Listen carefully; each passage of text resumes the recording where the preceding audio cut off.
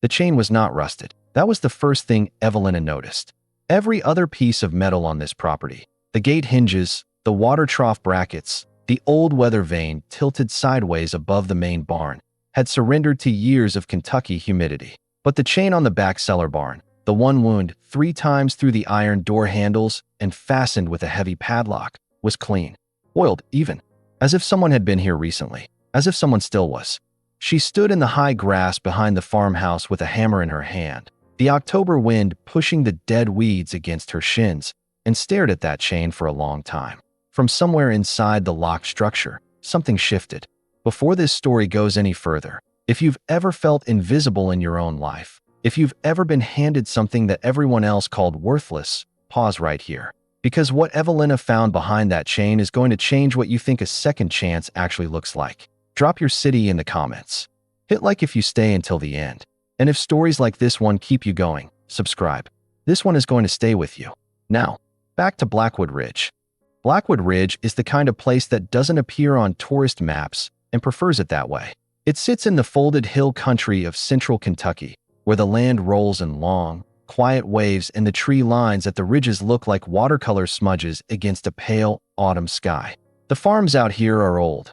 Not charming old, not postcard old, but genuinely old in the way that means the wood has memory and the soil has swallowed more than one generation's worth of disappointment. The Hargrove farm sat at the end of a gravel lane off County Road 7, behind a cattle gate that had been left unlocked for so long the latch had fused open. The main house was a 2-story white clapboard structure that had probably been handsome in the 1950s. Now the paint peeled in long curling strips, and the front porch sagged gently to the right, as if the whole thing had been leaning away from something for decades and finally given up pretending. Evelyn Hargrove arrived on a Tuesday in late October, 3 weeks after the funeral, driving a sedan that was too clean for this road. She pulled through the gate, parked on what used to be a gravel pad in front of the house, and sat in the car for a full minute before opening the door. She was 52 years old. She had brown hair going gray at the temples that she had stopped fighting sometime in the last year. Her hands, resting on the steering wheel, were steady. Her face showed nothing in particular. That was a skill she had spent 26 years perfecting. The marriage to Gerald Hargrove had been what polite people in their circle called a practical arrangement. Gerald was 12 years her senior, a man of considerable local reputation and considerable internal silence, the kind of silence that doesn't feel peaceful but pressurized. He ran grain contracts and land leases and kept his emotions in a locked drawer the way some men keep important documents. Evelyn had kept the house in Lexington, attended the right dinners, worn the appropriate expressions, and somewhere in the middle of it all had learned to take up as little space as possible. She had not cried at the funeral. A lot of people noticed. Nobody said anything to her face, but she felt the noticing the way you feel a draft, not from any one direction, just present everywhere. The farm had been mentioned in Gerald's will with the particular offhandness of something being disposed of rather than given. His estate attorney, a dry man named Fitch who clearly found the whole proceeding inconvenient, had read the relevant passage in a tone that communicated exactly what Gerald's family felt about it. The Blackwood Ridge property is hereby transferred to Evelyn Hargrove, sole ownership. No conditions, no restrictions, no sentiment. She had later overheard Gerald's sister telling someone at the reception that the farm was a money pit, that the property taxes alone were a burden, that it was practically a gift to let Evelyn have it. A gift. She turned that word over in her mouth the way you turn a stone, checking for sharp edges. The farmhouse smelled of closed rooms and old calendars when she pushed open the front door. The electricity was still connected. She'd had the account transferred before driving out, and when she found the kitchen light switch and flipped it, a single overhead bulb came on and illuminated a room that had not been regularly used in some time. There was a coffee mug on the counter with a brown ring inside it, a 2014 almanac on the table. Gerald had come out here occasionally, she knew. Alone. He never talked about it. She set down her single travel bag and walked through the main floor without touching anything. The living room, a small study with a desk and an empty bookshelf and a framed topographical map of the county on the wall. A back bedroom with a bare mattress. The rooms were orderly in a stripped-down way, like someone had removed everything personal and left only the bones. She went out the back door and stood on the rear steps, looking at the property. The main barn was large and clearly unused. The doors were open and the interior showed nothing but old straw and a broken water pump. Behind it, further back across a field of gaunt-to-seed pasture grass, sat a smaller structure. Darker, low-roofed, built of weathered board and batten siding gone almost black with age. And around its double doors, wound 3 times through the iron handles. A chain, padlocked, gleaming.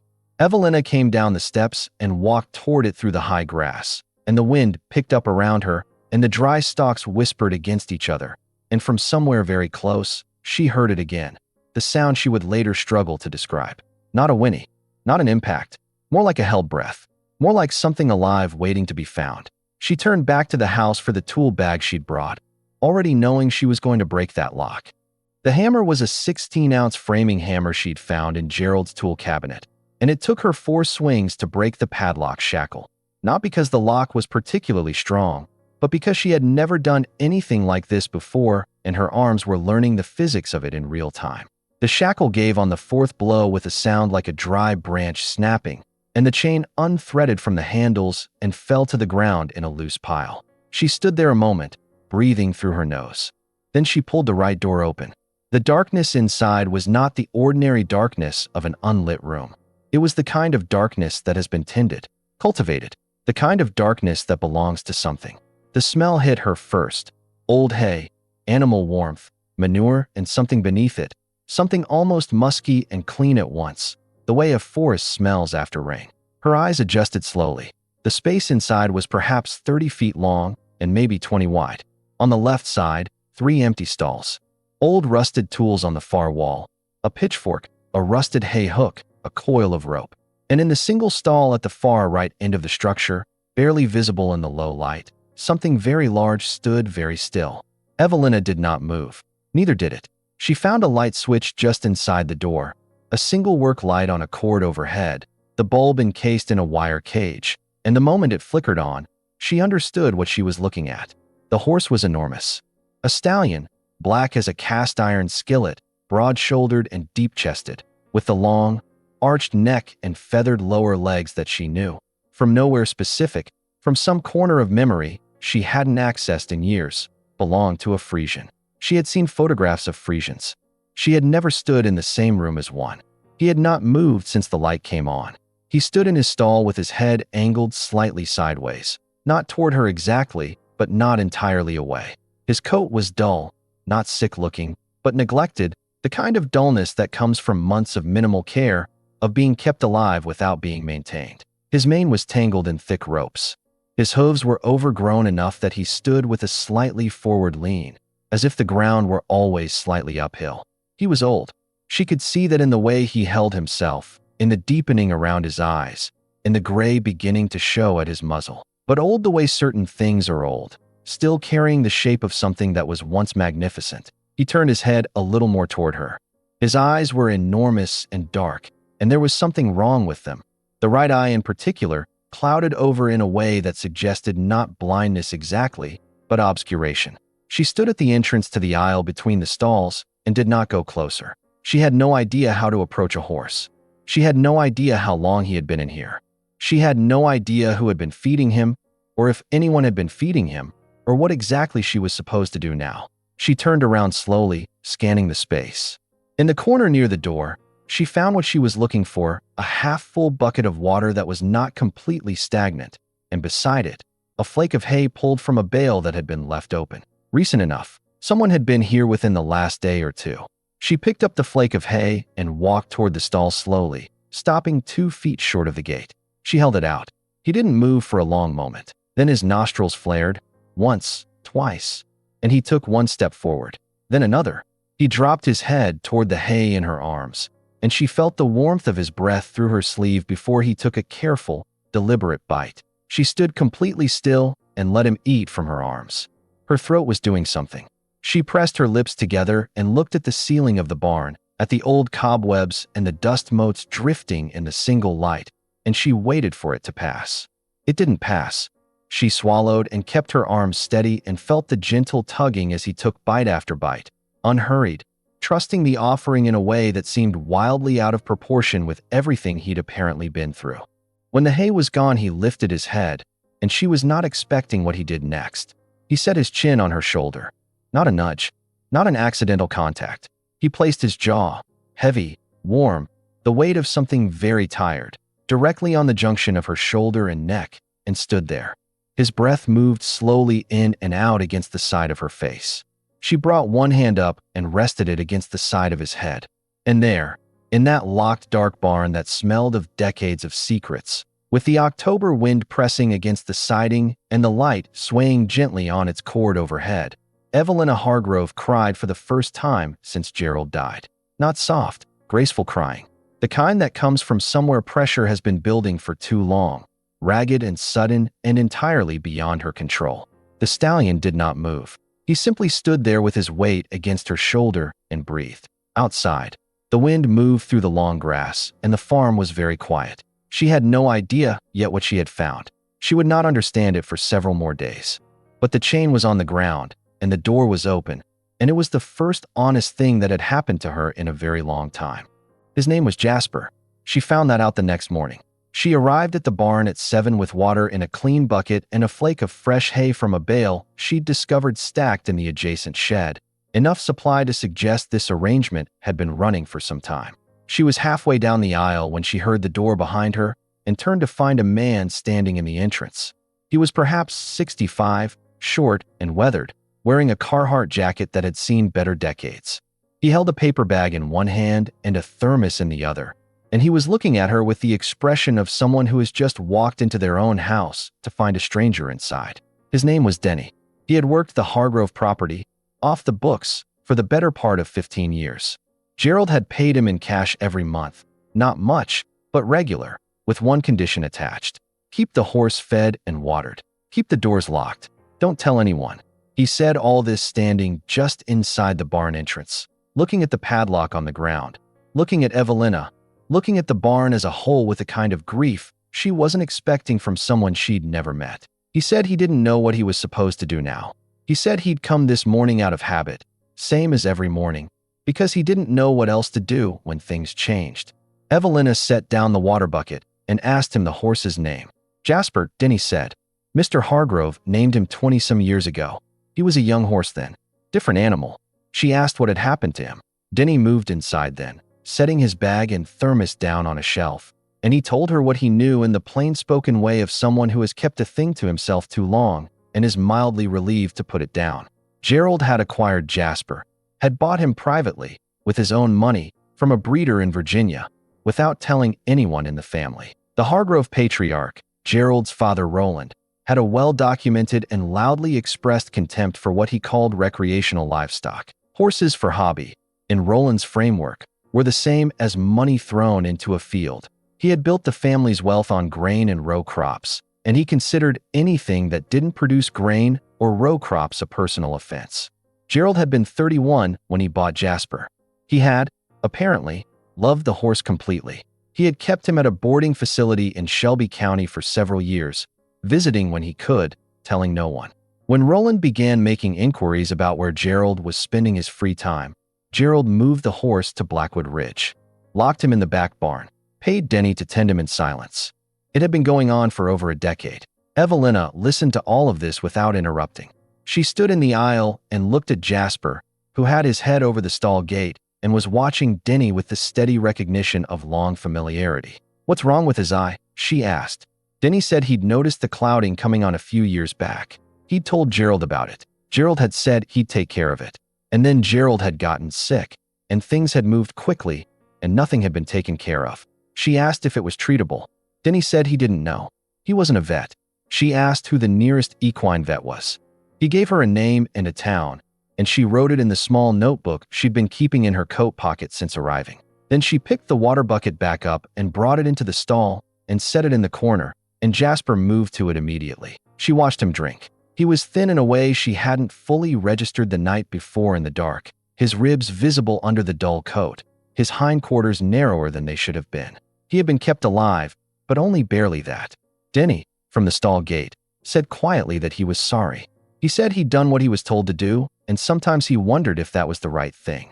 Said he reckoned it probably wasn't. Said he'd figured someone would come around eventually and do something about it one way or the other.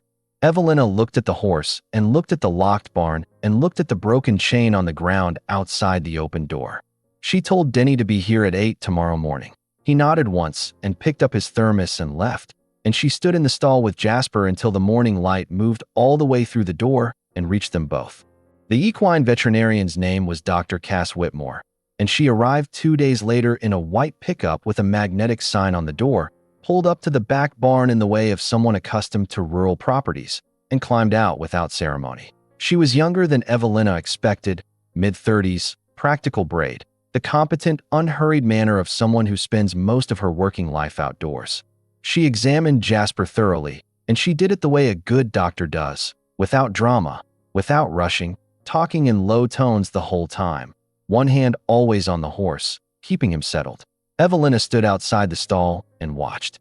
The diagnosis came with clinical clarity. The clouding in Jasper's right eye was a form of equine recurrent uveitis, inflammatory, progressive, but in this case, given the stage of development, manageable with medication and possibly partially reversible with a minor surgical intervention available at the University Veterinary Hospital 2 hours north. His overall condition showed the effects of long-term stress and isolation, compromised muscle mass, weak hooves, a coat that told the story of months without proper nutrition.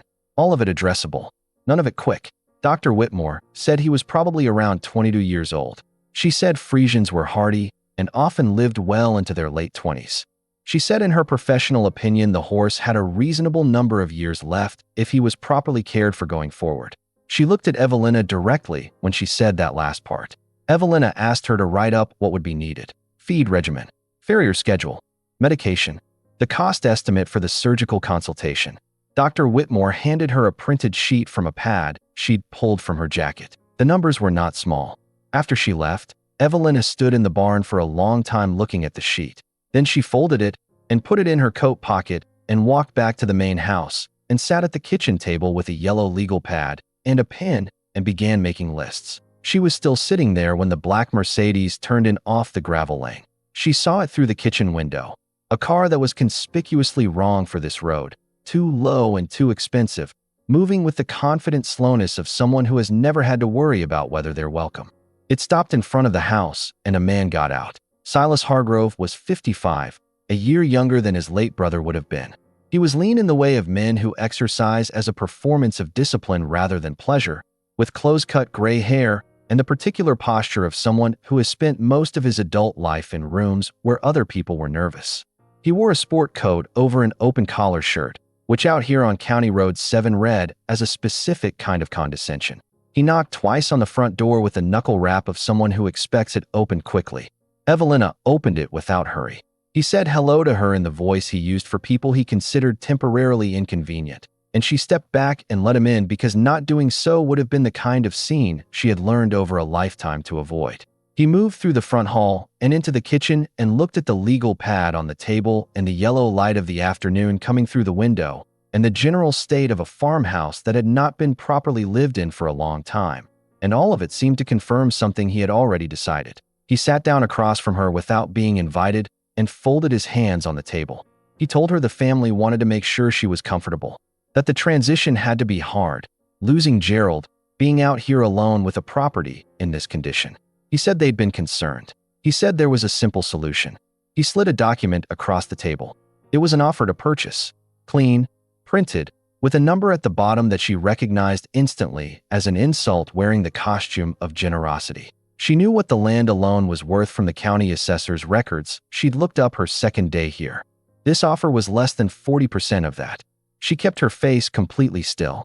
He said she had to be realistic. He said a woman who'd spent her life in a city house couldn't be expected to manage a rural property, that she didn't have the background for it, that the upkeep alone would drain whatever savings she had, that it was frankly not fair to her for the family to allow her to struggle out here alone. He said these things in a measured, almost warm tone, the tone of someone who has practiced making diminishments sound like concern. He said the offer was generous given the state of the property. He said the family had already spoken to an attorney about the estate, that there were some questions about the distribution, that it might be worth her while to resolve things simply and cleanly before anything became complicated. The word complicated sat on the table between them. She looked at him for a long moment. long enough that he shifted almost imperceptibly in his chair. Then she picked up the document, folded it in half, and set it on the counter beside the coffee maker. She told him she needed time to review it. She told him she appreciated him making the drive. She walked him back to the front door and held it open, and he went out with the slightly wrong-footed expression of a man who had expected a different response and wasn't sure how to categorize the one he got.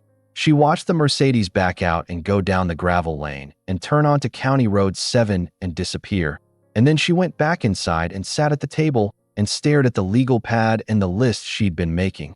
And the yellow light came through the window, and she didn't move for a very long time. She picked the pen back up and kept writing. She found the box on a Saturday. Denny had come to help her clean out the study. She needed the desk, needed the surface, needed some version of an office to manage what was becoming a substantial accumulation of paperwork. And in the bottom drawer of the old roll top, beneath a plastic bag of dried-up rubber bands and 3 decades of paid receipts bundled by year, there was a shoebox. She brought it to the kitchen and opened it alone after Denny had gone home. Inside, a photograph of a young man and a young horse. The man was perhaps 28 or 30, in jeans and an open flannel, standing beside a black Friesian stallion in a field that looked like early summer. The horse was magnificent, coat gleaming, neck arched, every line of him the picture of power and pride.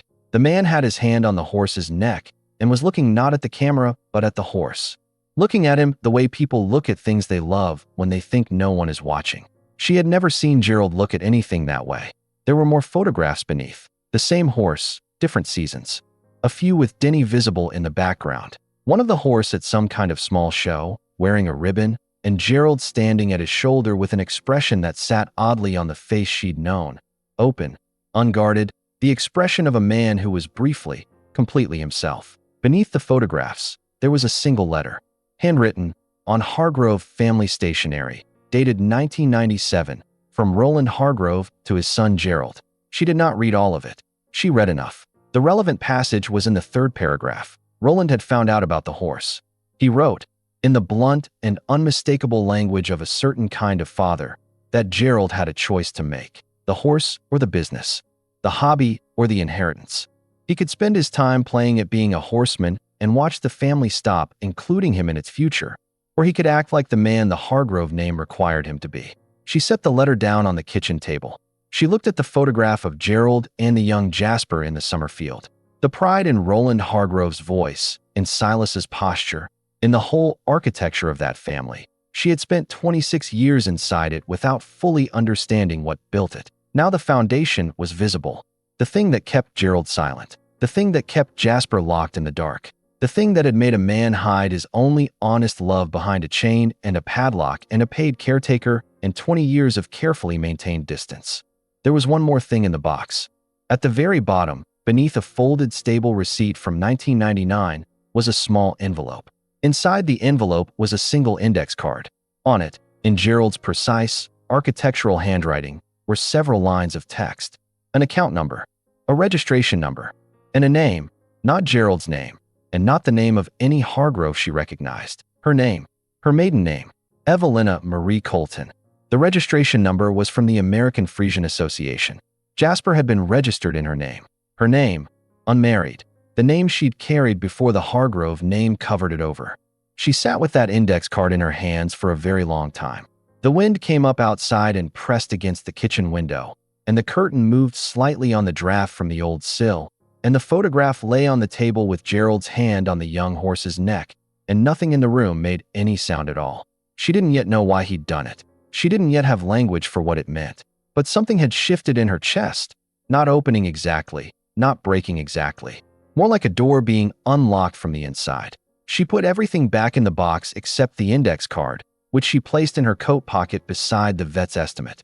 The letter from the Blackwood Ridge and Tri-County Livestock and Land Association arrived on a Wednesday in a crisp white envelope with an embossed return address that suggested it thought well of itself. It was signed by a man named Beaumont, who identified himself as the association's regional director, and it was written in the formal register of someone who has learned that bureaucratic language can do violence without leaving marks.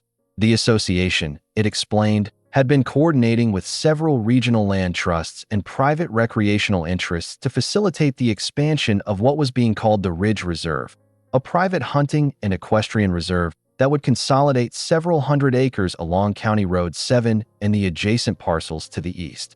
The Hargrove property, the letter noted, was a key parcel. There was a number at the bottom, a different number than Silas's offer, higher, though still not what the land was worth. The letter noted that the association was prepared to work with her on timeline and transition, and that their representative would be in contact shortly to arrange a meeting. The word arrange was doing a lot of work in that sentence. The representative arrived that Friday without waiting for Evelina to confirm the meeting. He was a man named Carlton, tall, in his late 40s, wearing pressed khaki and the kind of jacket that cost more than it looked like it cost. He drove a truck that was new enough to still have the temporary plate in the rear window. He stood at her front door with a folder under his arm and a rehearsed warmth in his expression that she recognized immediately, the warmth that is a technique rather than a feeling. She let him in because, again, not doing so would have been a different kind of scene. He sat at her kitchen table and spread out a laminated map of the proposed reserve and pointed to where her property sat within it.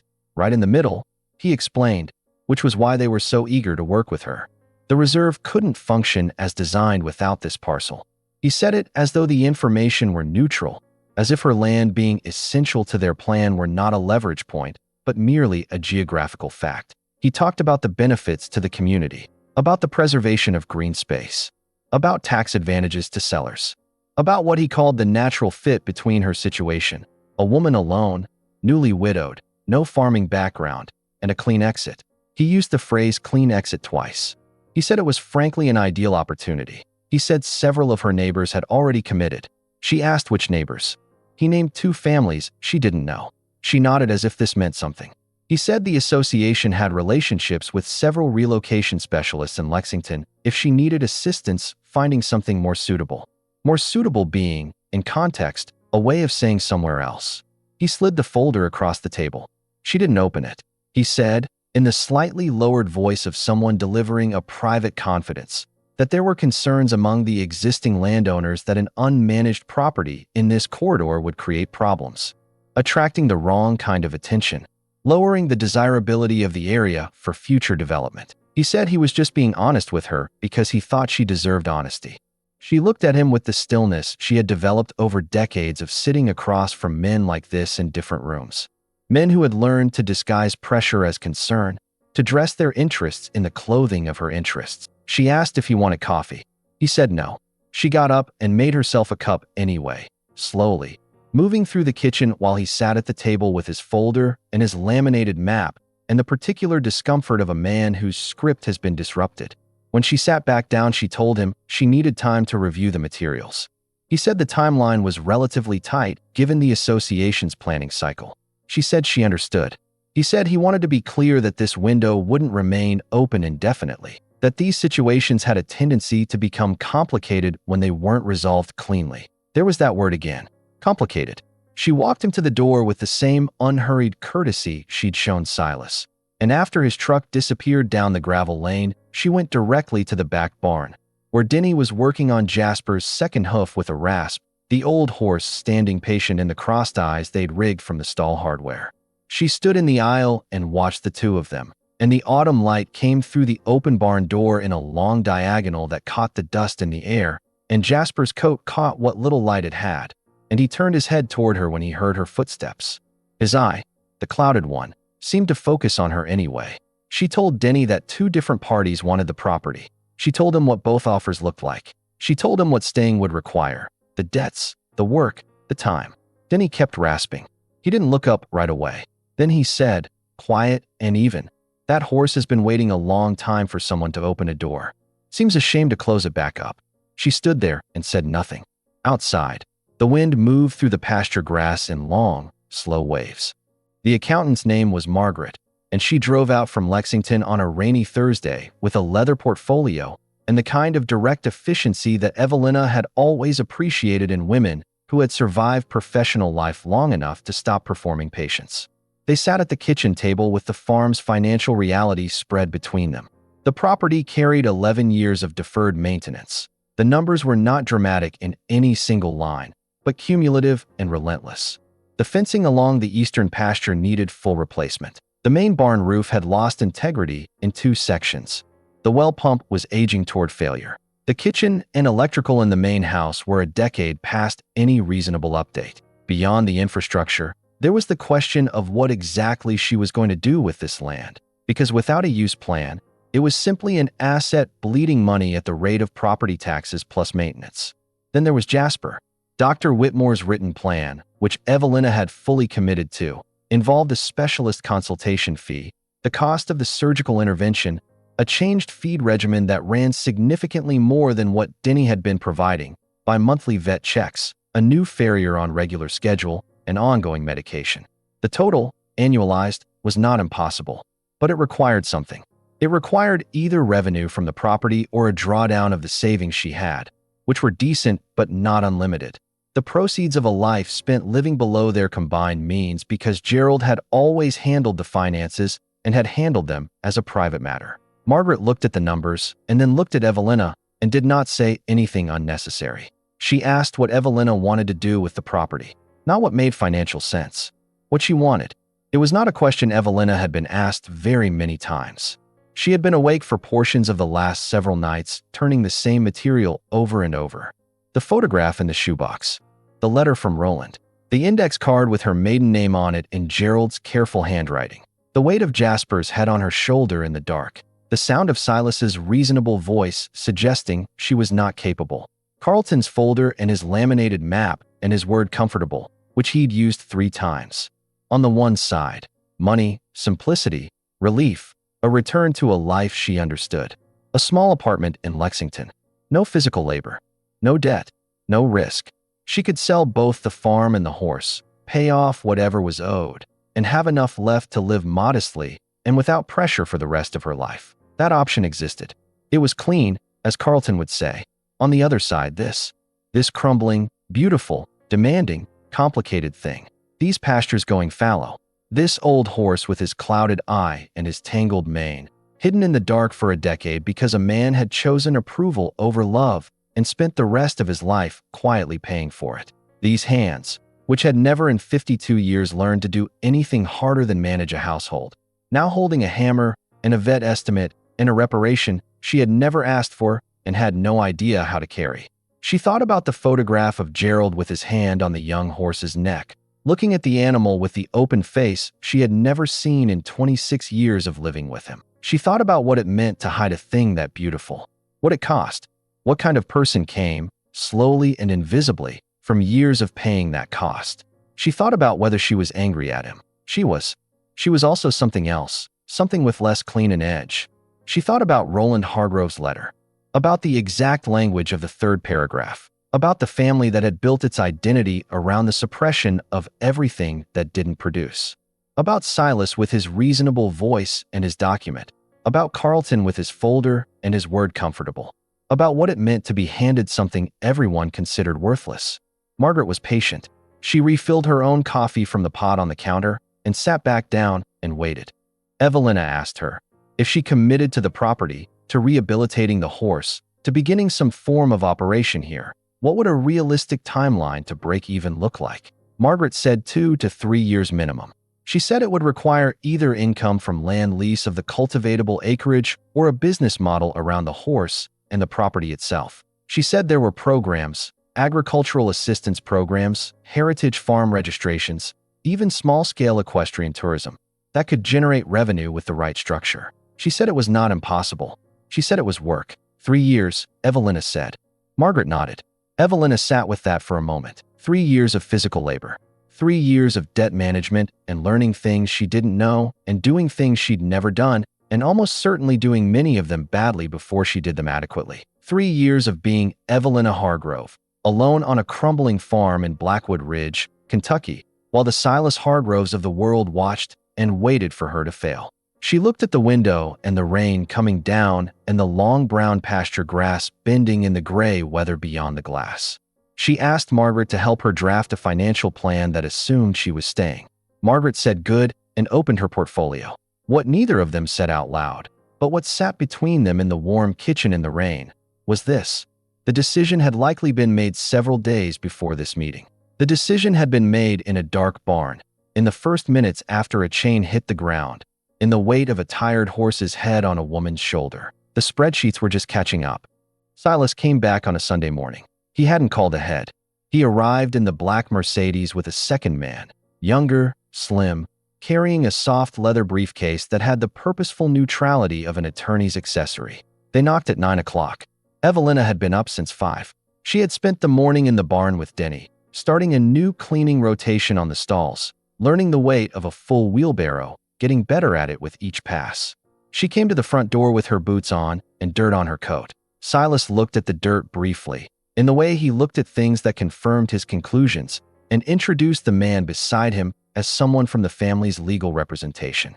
Then he came inside without being invited this time, and his attorney came with him, and they arranged themselves in the front room as if they were conducting an inspection.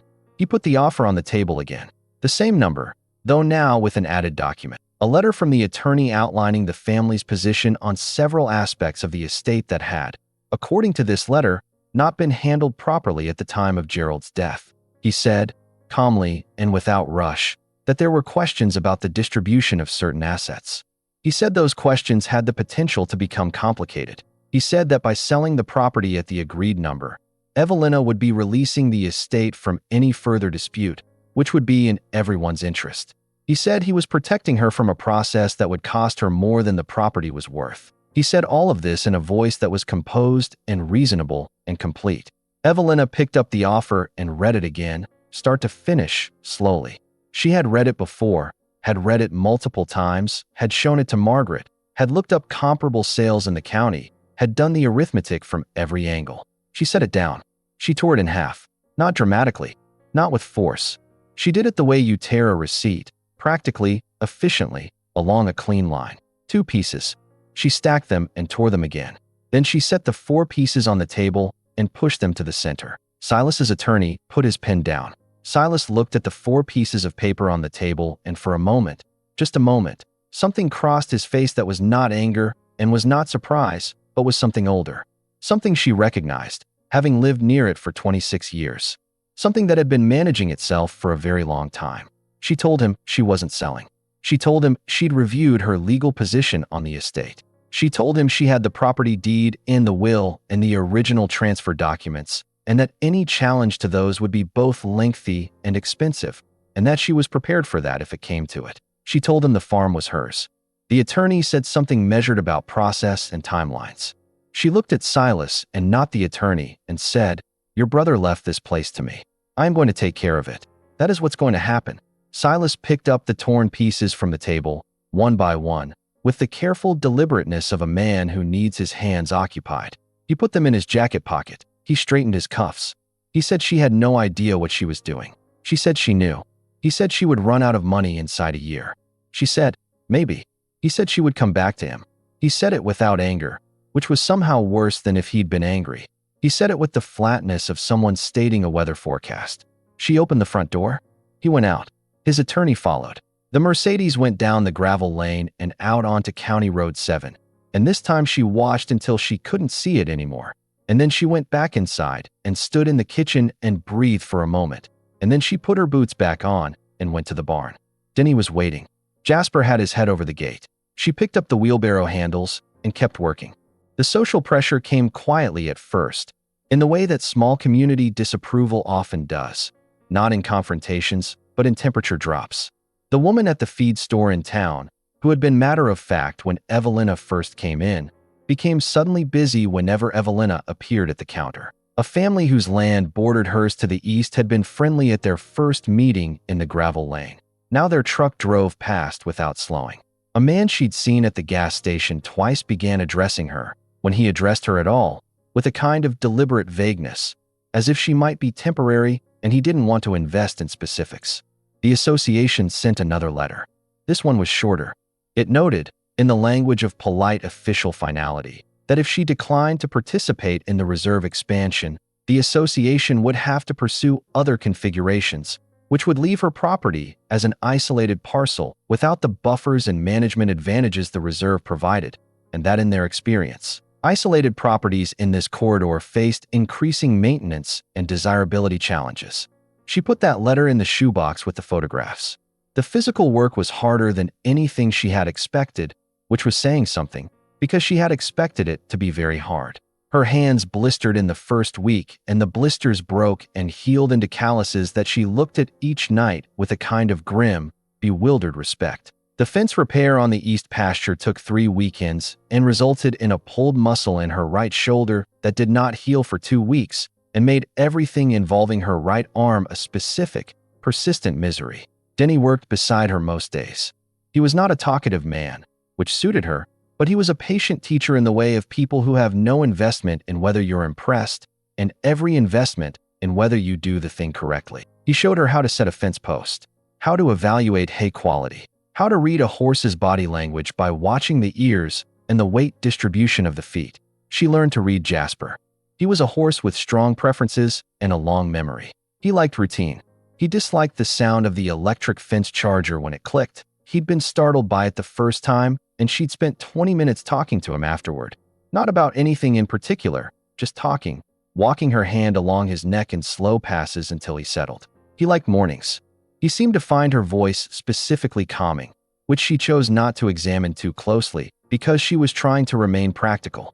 The surgical consultation at the university hospital happened on a raw November morning. She drove him in a borrowed trailer. Denny drove, actually, because she didn't yet know how to handle a trailer, and the equine ophthalmologist spent 40 minutes examining the eye and asked questions that Evelyn answered as best she could, and then told her what the options were and what each option involved. She authorized the procedure. The drive back was quiet. Jasper stood in the trailer with the patience of an animal accustomed to having no say in things, and the November fields went past the windows on both sides, and Denny kept the speed down, and no one said anything for most of the drive. When they turned onto County Road 7, Evelina looked out at the ridge line and the long bare trees against the gray sky, and she felt neither victorious nor defeated.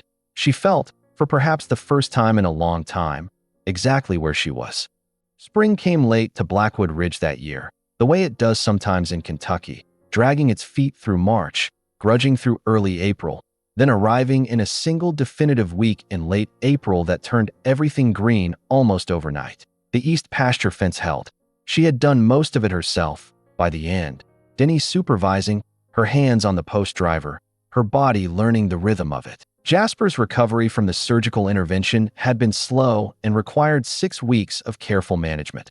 Light restriction, medication twice daily, a gradual reintroduction to outdoor space that Dr. Whitmore had laid out in precise steps that Evelina followed with the focus she had once applied to managing Gerald's household calendar. The work was the same, she had noticed at some point: consistent attention, daily maintenance of a living system, adaptability when the plan didn't account for reality. She had simply never been allowed to choose the system.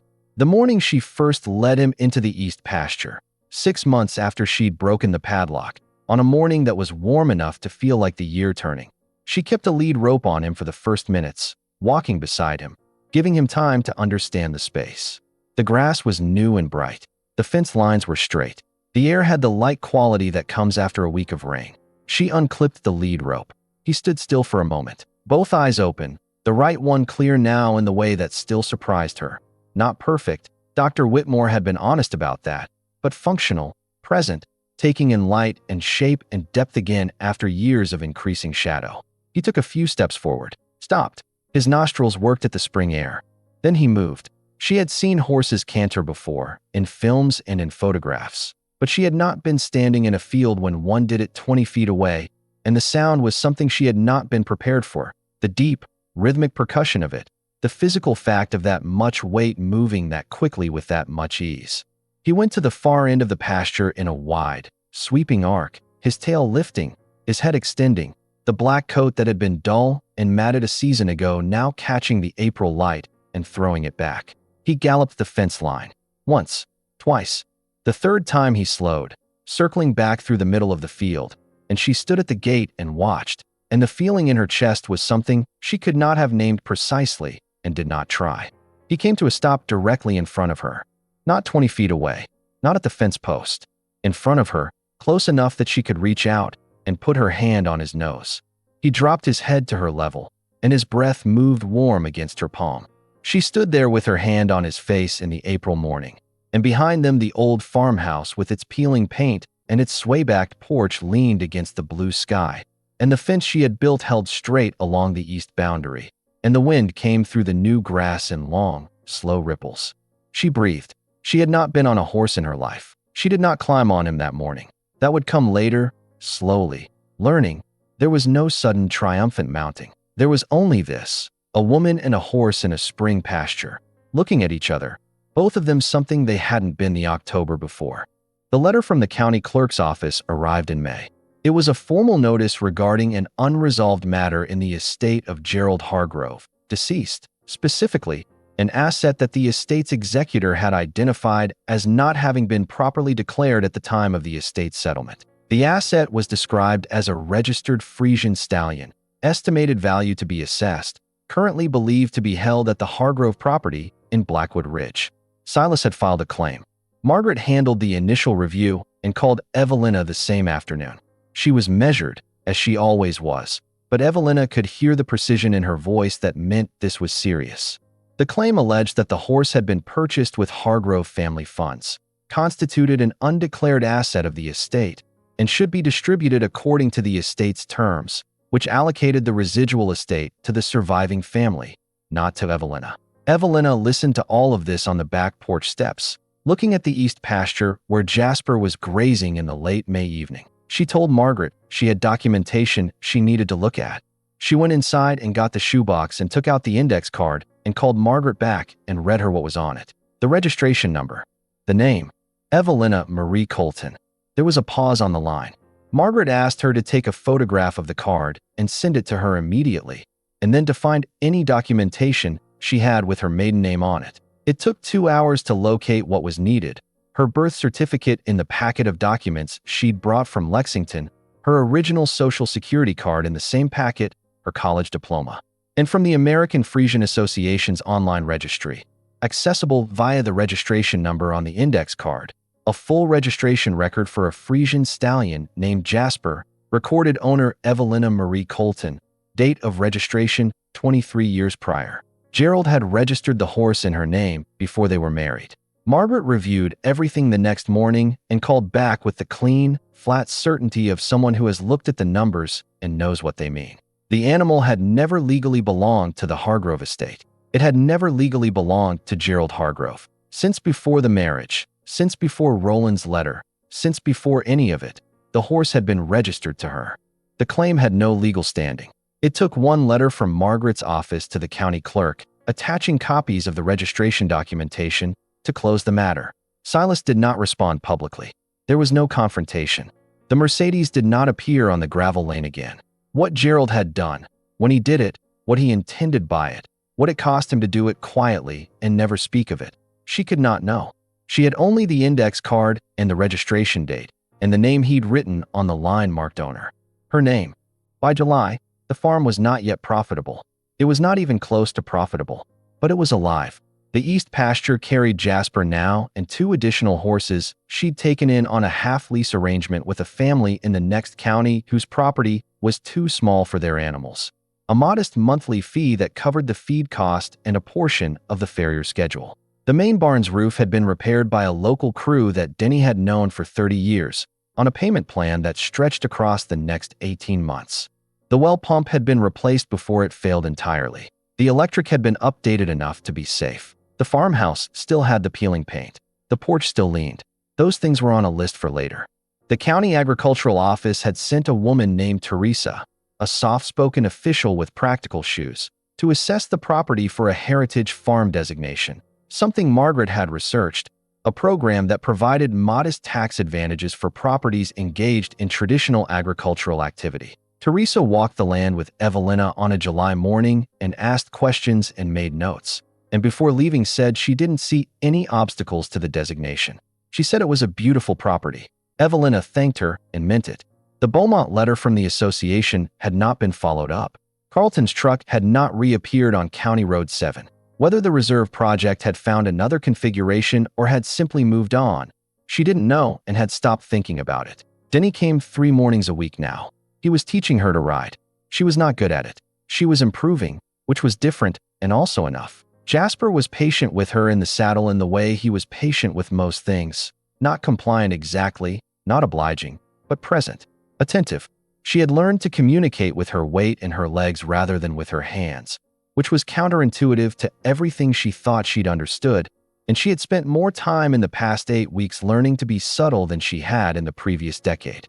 On a Saturday morning in late July, she rode him around the perimeter of the east pasture at a walk, then a trot, and on the far end of the field she asked him for a canter, and he gave it to her, and she stayed in the saddle and felt the movement of it, the deep rocking surge, the ground passing under her, the speed that was nothing like she'd expected and everything like she needed. She was not graceful.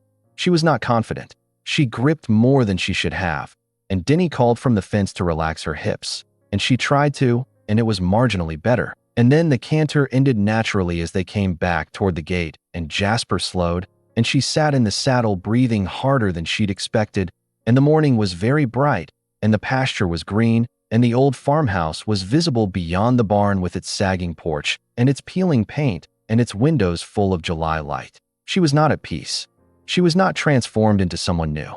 She was tired and her hip flexors ached, and there were 11 items on a to-do list in her coat pocket, and the property taxes were due in September. But she was here, on this land, with this horse, with this name that had been waiting in a registration record for 23 years to be claimed by the person it belonged to. She brought Jasper back to the gate and dismounted, carefully, less awkwardly than she had the first time, and stood beside him in the July morning, and she held the reins and looked at the ridge line where the trees were thick and dark and full of summer, and the farm breathed around her. She had broken a chain in October. She was still learning what was on the other side of it, and she was learning it on her own terms, in the full light of day. If Evelyn's story stayed with you, that image of a chain on the ground and a door swinging open, then you already understand what this was really about. It wasn't about a horse. It wasn't about a farm. It was about what happens when you stop accepting someone else's definition of what you're capable of and what you're worth. If you've ever been handed something that everyone else called a burden and built something real out of it, tell us about it in the comments. We read every one. And if you know someone who's in the middle of their own locked barn right now, send this to them. Sometimes a person needs to see someone else break a chain before they realize they can do it too. Like, subscribe, stay with us. The next story is already waiting.